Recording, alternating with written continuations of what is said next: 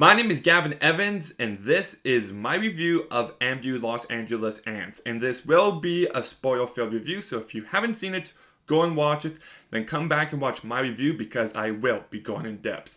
Now, this is a movie that I had absolutely zero interest in. I didn't see it when it came out, but then I started to hear really good things about it, and everybody was like, this is one of Michael Bay's best movies.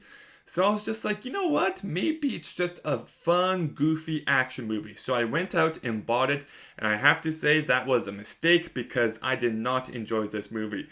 But let's begin talking about what I did like, beginning with the cast, because I do think the cast elevates this movie.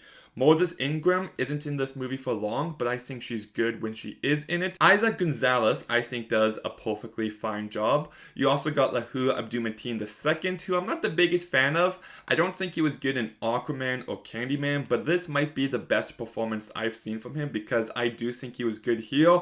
But the standout performance is without a doubt Jake Gyllenhaal. Jake Gyllenhaal is just one of the most underrated actors ever. He's amazing in Zodiac, in Brokeback Mountain. He's fantastic in Demolition. He deserved an Oscar for Nightcrawler. And one of his more underrated performances is Southpaw. It's not the best movie ever, but I think he is amazing in it. And I think he's great here. Like, legitimately great. Like, he makes every scene much better just by being present in it. He just gives an unhinged, chaotic performance, and I just think he's so entertaining to watch in this movie, and he is what stops this movie from being a complete pile of crap. He really is. There is one joke in this movie that I thought was really good when they're about to rob a bank and they all got their masks on, and then this old lady comes in with a mask, and I thought it was a really funny, clever joke, and I do like the premise of this movie. I'm not expecting Shakespeare or the greatest story ever here. All I wanted was a dumb, goofy action movie, and I think the premise is dumb enough that it could have been just that if it was executed properly, but unfortunately, everything in its execution was a complete disaster. Like, I was led to believe that this was a better Michael Bay movie, but everything I hate about him as a filmmaker is present here. This has even happened with a Michael Bay movie recently, because I heard great things about Bad Boys and Bad Boys 2, and I've never seen them before, so I'm like, you know what, I'll give them a try. Some people really love them. The first Bad Boys is passable at best, but the second one is an unwatchable disaster, and I'm like, how do people love that? And that's my reaction with this movie. It just has all of his annoying stylistic choices. The editing is way too chaotic to the point where it's headache-inducing. Just way too many cuts. Like, a vehicle will crash into something and we'll see the same crash from 20 different angles in the span of 5 seconds, and it's just nauseating to watch. And then the camera work is just absolutely atrocious. Like, there's one scene early on of Jake Gyllenhaal and Lahu Abdul-Mateen talking, and the camera is just sweeping to the right and sweeping to the left, and it's just these grand camera movements, and it's just like, stay still. Like, just stay still. Please, stop moving. Please, stop it. Just, some directors can pull it off like Baz Luhrmann, but Michael Bay cannot. And then, okay, so one thing I heard about this movie is that it's absolutely revolutionary for what it's trying to do with all these different drone shots. So I went in excited to see what Michael Bay would do with these drone cameras. And the answer is nothing. Like, he does nothing with them. Like, there'll be some scenes, I'm like, okay, this is a drone shot, let's see what he does with it, and it ends in 2 seconds and cuts to a different angle. And I'm like, what was the point of that?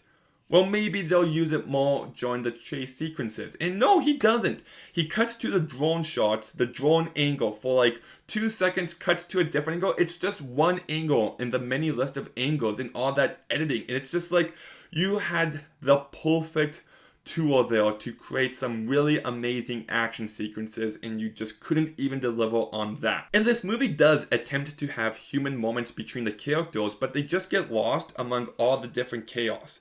And this movie is also way too long. Like, it's 2 hours and 16 minutes, and you could easily cut 45 minutes, make this movie a title 1 hour 20 minute to 1 hour 30 minute long movie, and it'd be all the better for it. It is definitely bloated. And there's this one scene where they introduce this one character by showing him with his boyfriend. It's just like, what is the point of this scene? cut it. This movie is long enough.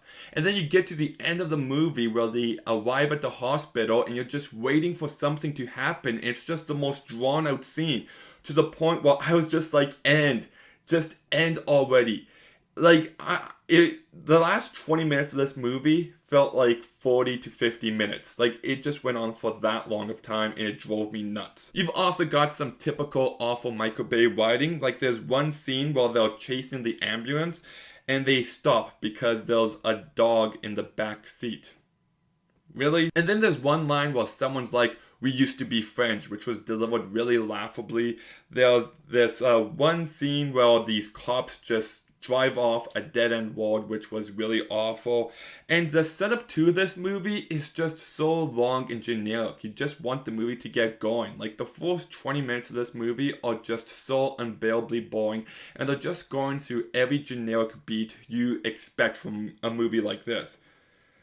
But I think the worst part of this script is in the very end of this movie, where it tries to paint the bad guys as good people. And I really hate that. I really do. I think it's a dishonest look at this movie and these characters. You can be sympathetic towards the characters, but still recognize that they make bad decisions and they should be punished. But the movie wants you to feel bad that they're getting punished at the end, and I just completely disagree with that. Completely. Like, you look at a story like Arcane. Amazing, love it, fantastic. I go on and on about it all the time. But you've got a character like Jinx, who is a villain. She is a bad person, but you also understand how she got to that point. You feel for her, but the tragedy lies in the fact that she's taken a dark path. And the show holds her accountable for that. You know, same as Ellie in Last of Us 2, another one of my favorite stories ever, just fantastic, where you're watching this character make bad choices throughout the game, and you're supposed to be frustrated at her, and the game recognizes that she should be punished for her actions. But this movie wants you to feel like the two bad guys are actually good because they might have done one or two half-decent things.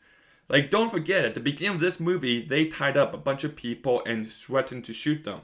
They got a lot of people killed, they got a lot of people injured, and I'm supposed to feel bad for them? Absolutely no way. Just stop it. And as an action movie, I think this movie is just remarkably bland. You know, you take a movie like Speed. Well, you've got this premise of this bus that won't stop, and they keep finding ways to keep that plot interesting and for the story to keep evolving. While this movie feels very stagnant, it just feels more of the same throughout, and there's not a single moment in this movie that stands out to me.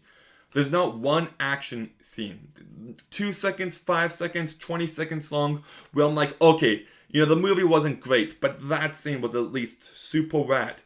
Nothing like that at all. It was just the most cliche, bland action that we've seen a billion times before.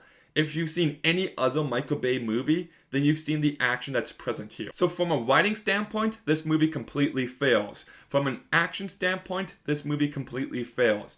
From a stylistic viewpoint, this movie absolutely fails.